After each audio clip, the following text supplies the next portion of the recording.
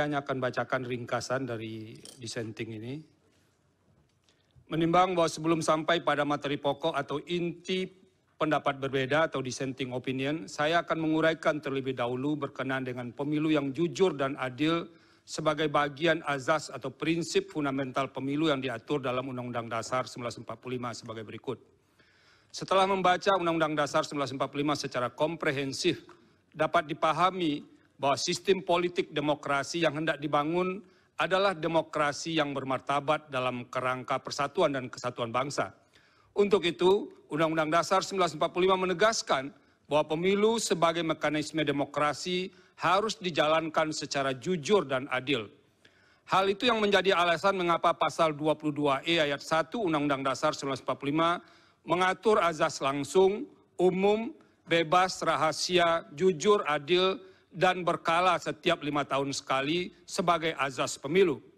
Norma tersebut merupakan azas atau prinsip dasar kontestasi pemilu yang mesti dilaksanakan agar sistem demokrasi yang dicita-citakan Undang-Undang Dasar 1945 dapat dicapai. Pada saat yang sama juga akan menjadi benteng atau perisai agar demokrasi tidak dibelokkan ke arah sistem politik yang secara esensial bukan sistem politik yang demokratis. Paragraf berikutnya dianggap dibacakan.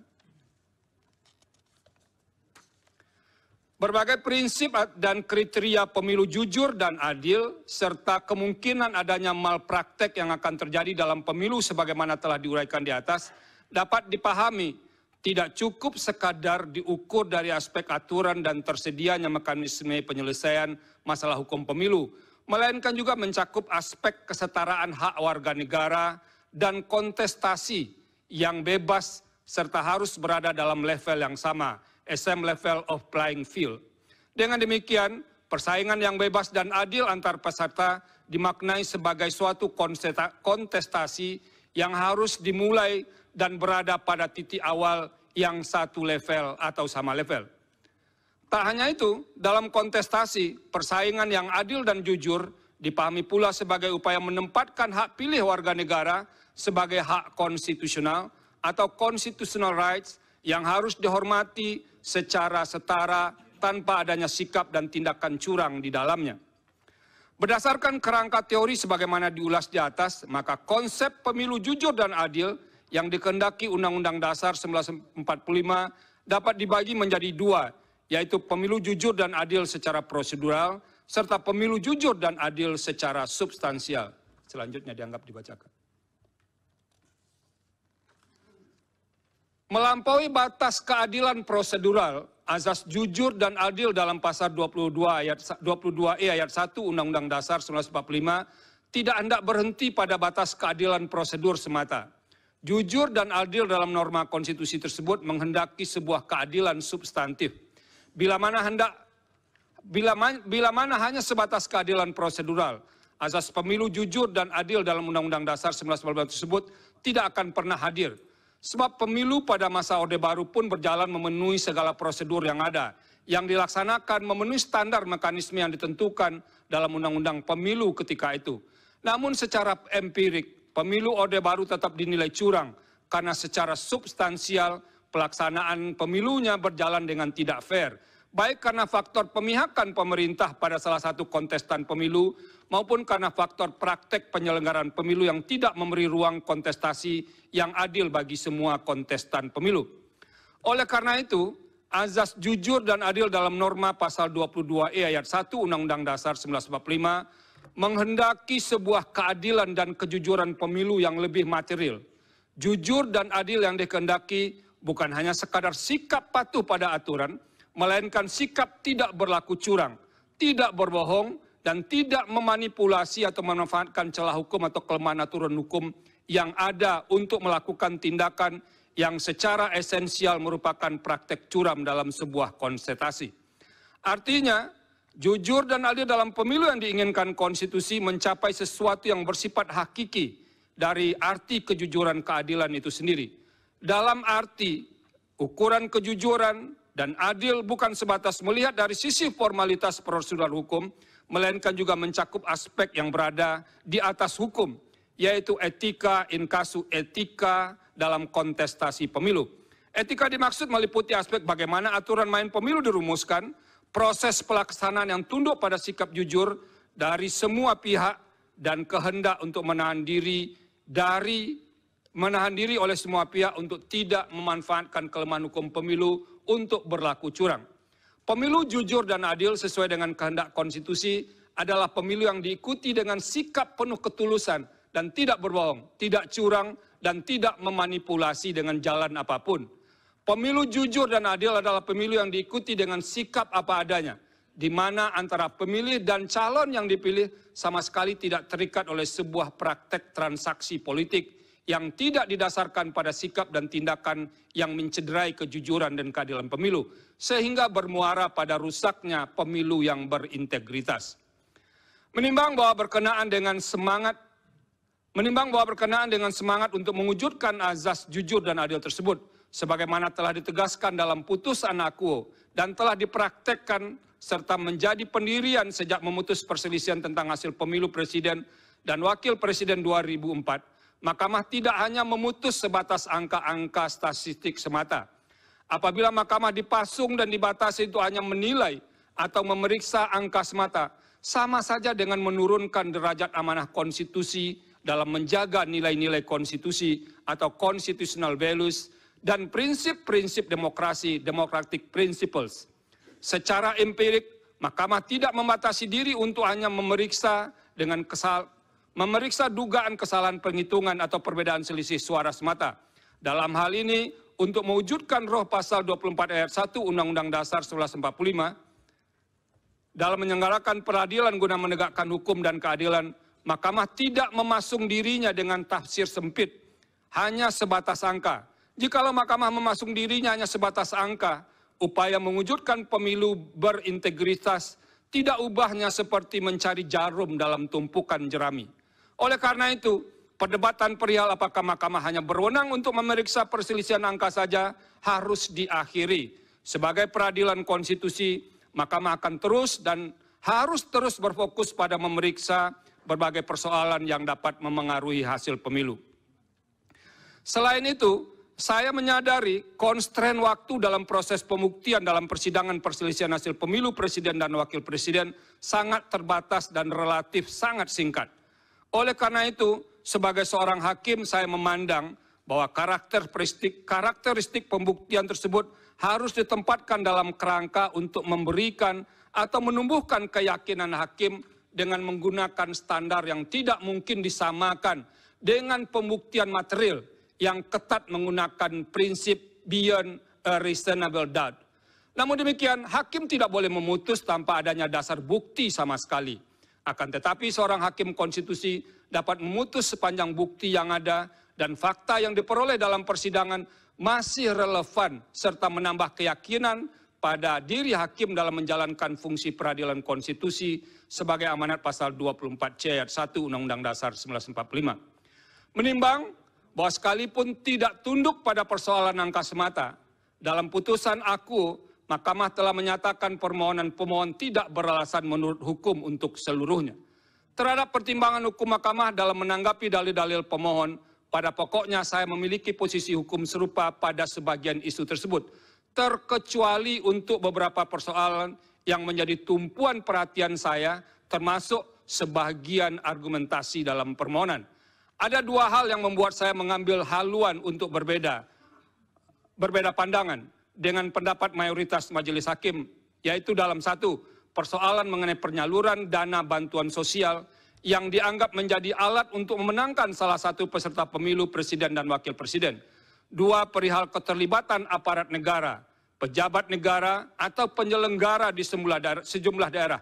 Karena tidak mudah untuk membelahnya secara tegas, kedua masalah tersebut akan diuraikan secara berkelindan sebagai berikut.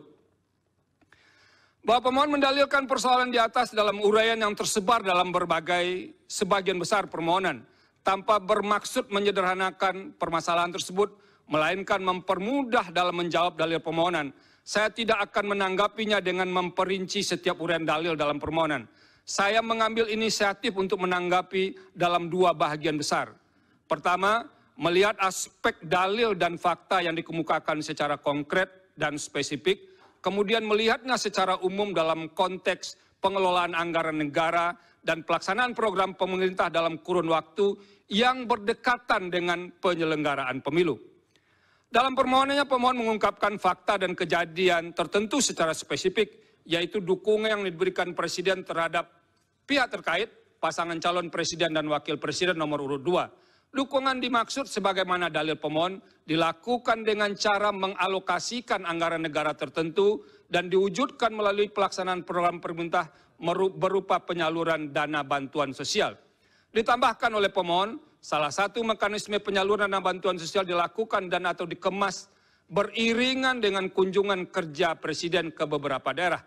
Cara demikian umum pemohon merupakan bentuk kampanye terselubung dan memberi kontribusi besar atau signifikan terhadap penambahan suara pasangan calon Presiden dan Wakil Presiden nomor urut 2. Selanjutnya dianggap dibacakan.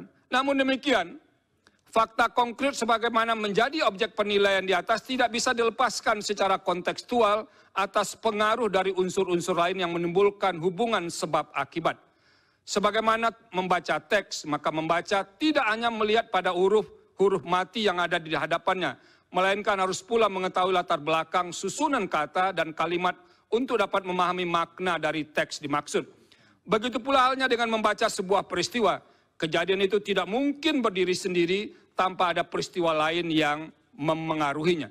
Oleh karena itu, saya akan menilai dalil yang diutarakan pemohon mengenai penyaluran dana bantuan sosial yang dikaitkan dengan pengaruhnya bagi penambahan suara pasangan calon yang mendapat dukungan Presiden secara kontekstual. Hal ini pun sejatinya yang menjadi pertimbangan mahkamah secara umum dengan mengambil inisiatif untuk memanggil dan meminta keterangan beberapa menteri dalam persidangan. Saya percaya mahkamah pun ingin menggali lebih dalam terhadap dalil-dalil dan fakta yang diungkapkan oleh pemohon dan memeriksa silang dalil tersebut kepada pihak yang berwenang berkenaan dengan penyaluran dana bantuan sosial dikaitkan dengan unsur-unsur lain yang menimbulkan relasi sebab akibat.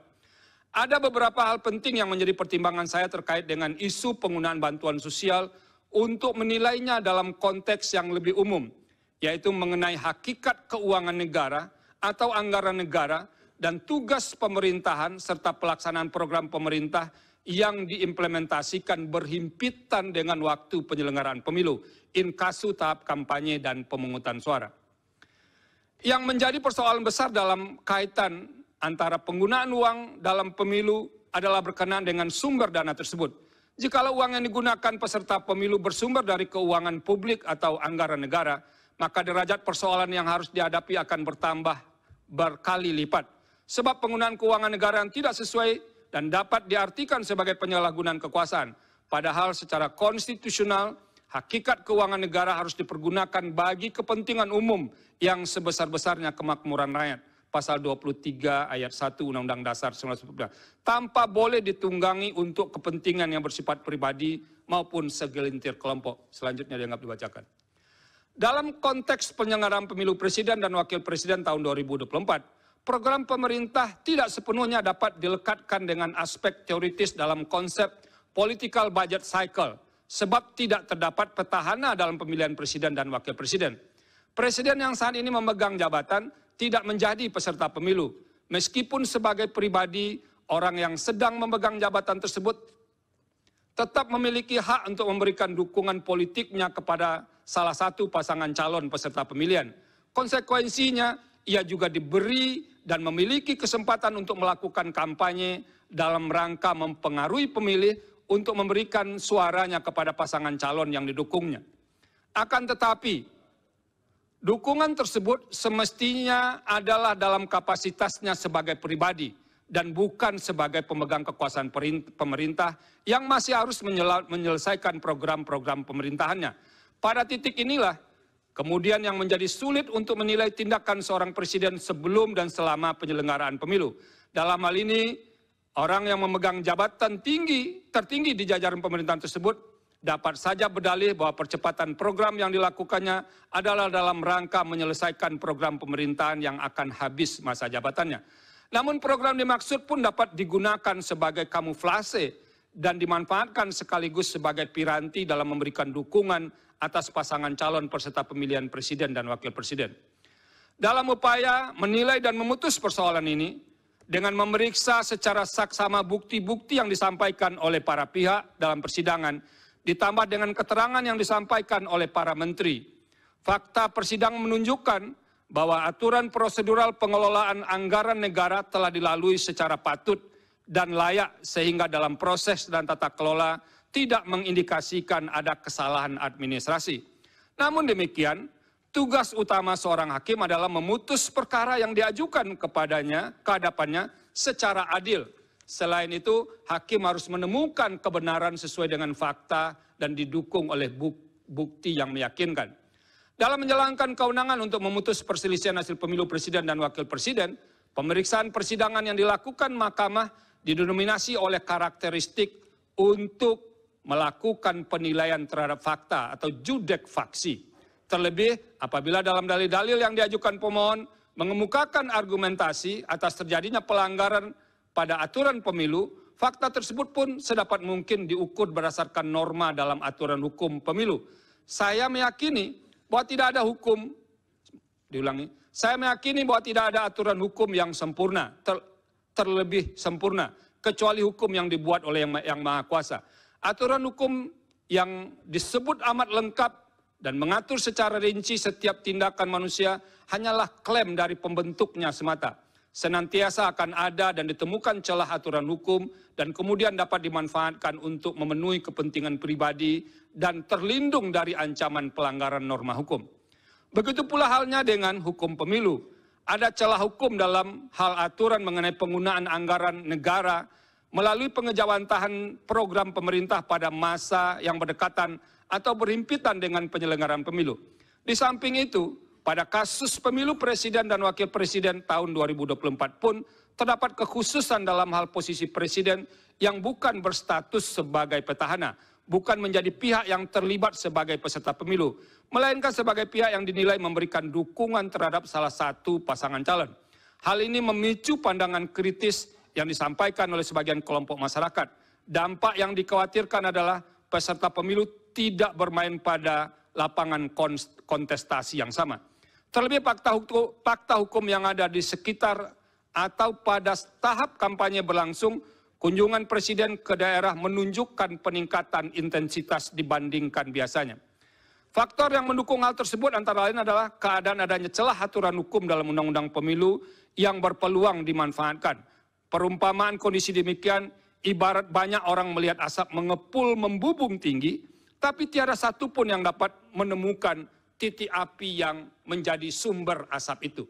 Pada titik inilah moralitas atau etika memainkan peran penting agar tidak memanfaatkan celah atau kekosongan aturan hukum, legal loopholes.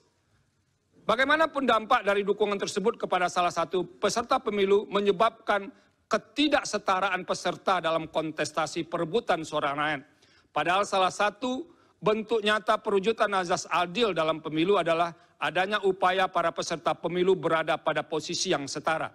Suasana kebatinan demikian seharusnya dipahami semua penyelenggara pemilu dan pejabat negara untuk menerapkan standar etika tertinggi, the highest moral standard. Berdasarkan pertimbangan di atas, secara kelembagaan, saya memahami posisi mahkamah atau mayoritas hakim yang terkendala oleh banyak pertimbangan, terutama soal bukti dan penilaian atas bukti yang sehingga tidak dapat bergerak lebih jauh. Namun demikian, secara pribadi, sebagai hakim, saya memiliki keyakinan yang berbeda. Saya ulangi, maaf. Namun demikian, secara pribadi, sebagai hakim, saya memiliki keyakinan yang berbeda dengan sebagian hakim yang lain. Dalam hal ini, terdapat fakta persidangan perihal pemberian atau penyaluran bansos atau sebutan lainnya yang lebih masif dibagikan pada rentang waktu yang berdekatan atau berhimpitan dengan pemilu. Praktek demikian merupakan salah satu pola yang jamak terjadi untuk mendapatkan keuntungan dalam pemilu yang disebut dengan electoral incentive. Keterlibatan beberapa menteri aktif yang menjadi tim kampanye dalam membagi bansos terasosiasi dengan jabatan presiden secara langsung maupun tidak langsung sebagai pemberi bansos memunculkan atau setidaknya berpotensi atas adanya konflik kepentingan dengan pasangan calon. Sementara itu merujuk fakta yang terungkap dalam proses persidangan. Menteri yang terkait langsung dengan tugas tersebut, inkasu Menteri Sosial, yang seharusnya memiliki tanggung jawab terhadap pemberian bansos, menyampaikan keterangan bahwa tidak pernah terlibat dan atau dilibatkan dalam pemberian atau penyaluran bansos secara langsung di lapangan. Selain itu diperoleh pula fakta dalam persidangan bahwa terdapat sejumlah menteri aktif yang membagikan bansos kepada masyarakat, terutama selama periode kampanye. Kunjungan ke masyarakat itu hampir selalu menyampaikan pesan bersayap yang dapat dimaknai sebagai bentuk dukungan atau kampanye terselubung bagi pasangan calon tertentu. Padahal ketika kegiatan para menteri membagikan dana bansos atau dana lain yang berasal dari APBN, norma pasal 281 ayat 1 Undang-Undang Pemilu antara lain menyatakan, menteri harus memenuhi ketentuan, tidak menggunakan fasilitas dalam jabatannya, kecuali fasilitas pengamanan bagi pejabat negara, sebagaimana diatur dalam ketentuan peraturan perundang-undangan, dan menjalani cuti di luar tanggungan negara. Berdasarkan pertimbangan hukum dan fakta tersebut, pembagian bansos atau nama lainnya untuk kepentingan elektoral menjadi tidak mungkin untuk dinafikan sama sekali. Oleh karena itu, saya mengemban kewajiban moral atau moral obligation untuk mengingatkan guna mengantisipasi dan mencegah terjadinya pengulangan atas keadaan serupa dalam setiap kontestasi pemilu. Terlebih dalam waktu dekat yang hanya berselang berbilang bulan dan akan dilaksanakan pemilihan kepala daerah dan wakil kepala daerah serentak secara nasional. Penggunaan anggaran negara atau daerah oleh petahana, pejabat negara, atau oleh kepala daerah demi memenangkan salah satu peserta pemilihan yang didukungnya dapat dimanfaatkan sebagai celah hukum dan dapat ditiru menjadi bahagian dari strategi pemilihan. Dengan menyatakan dalil akuo terbukti, maka akan menjadi pesan jelas dan efek kejut, deterrent efek kepada semua calon kontestan dalam pemilihan kepala daerah dan wakil kepala daerah bulan November 2024 yang akan datang untuk tidak melakukan hal serupa. Dengan demikian saya berkeyakinan bahwa dalil pemohon terkait dengan politisasi bansos beralasan menurut hukum. Bahwa dalam kaitan dengan dalil di atas, pemohon mengemukakan beragam tindakan yang dilakukan oleh aparat atau penyelenggara negara disertai dengan alat bukti untuk mendukung argumentasinya. Dalam persidangan, termohon telah menyampaikan sanggahan terhadap beberapa dalil yang disampaikan pemohon, dan Bawaslu serta pihak terkait pun telah memberikan keterangan serta bantahan ihwal dalil akuo.